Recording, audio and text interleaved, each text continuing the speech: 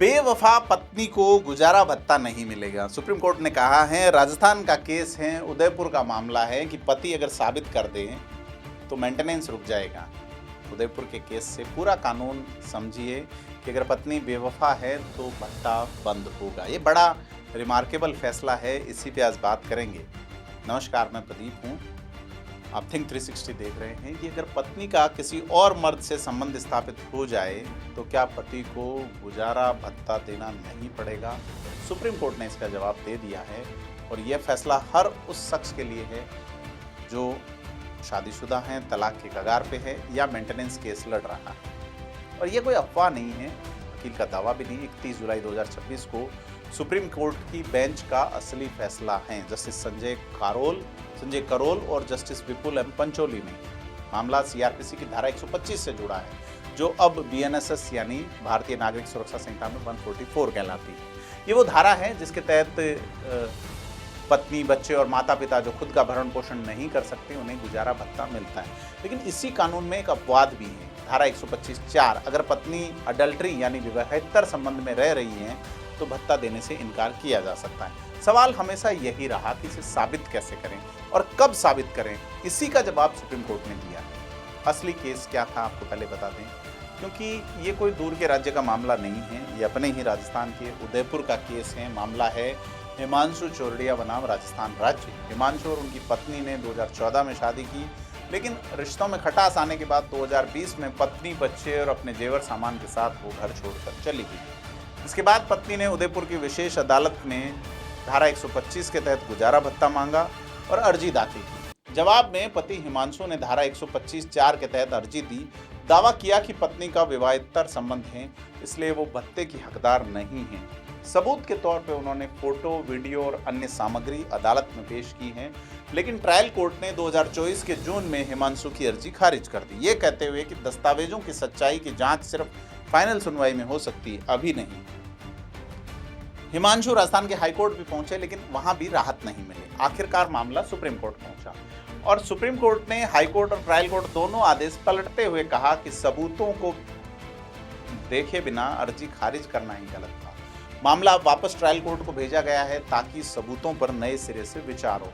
एक दिलचस्प बात और, सुप्रीम कोर्ट ने इस फैसले में एक और बड़ी बात कही, प्राइवेट डिटेक्टिव एजेंसीज को रेगुलेट करने की जरूरत है। कोर्ट ने कानूनन मंत्रालय और लॉ कमीशन को फैसले की कॉपी भेजने का निर्देश दिया ताकि प्राइवेट जासूसों के सबूत जुटाने के तरीकों और प्राइवेसी को लेकर एक कानूनी ढांचा बनाया जा सके। यह एंगल एक बड़ी खबर है, क्योंकि आप मैट्रिमोनियल केसों में प्राइवेट डिटेक्टिव का इस्तेमाल आम होता जा रहा है, उसके लिए अभी तक कोई साफ कानून नहीं। कोर्ट ने कहा कि यदि पति धारा 125(4) के तहत अर्जी दाखिल करता है तो शुरुआती स्टेज पर ही एविडेंस एक्स फेसी यानी ऐसा सबूत पेश करता है जो ऊपरी तौर पे अडल्ट्री साबित कर दे, तो इंटरिम मेंटेनेंस रोका जा सके, अंतरिम भत्ता नहीं देना।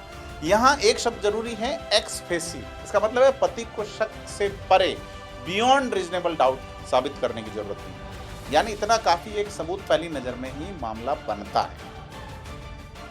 तो अगर सबूत मानने लायक हो, मामला बनाता हो, तो वो माना जाएगा।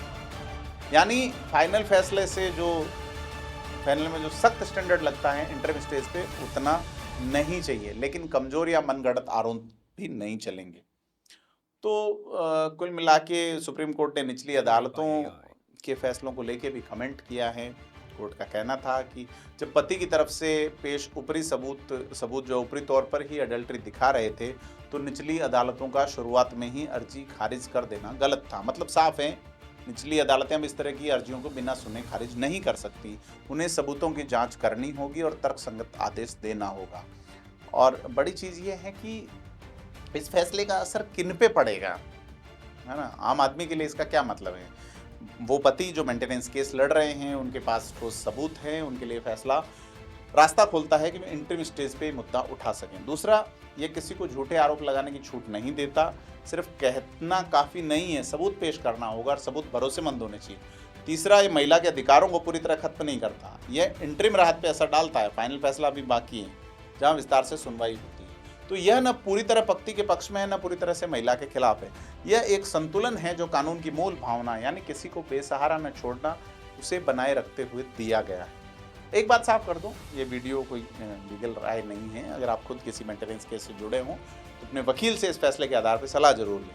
लेकिन हमारा मकसद है फैसले को आम भाषा में बिना घुमाए, बिना सनसनी फैलाएं, आप तक पहुंचाना। तो अगर आपको लगता है कि कानून की ऐसी बातें आसान भाषा में समझनी चाहिए तो चैनल को सब्सक्राइब करें थिंक 360 को, और बताएं कि अगला वीडियो किस पे किया जाए। धन्यवाद।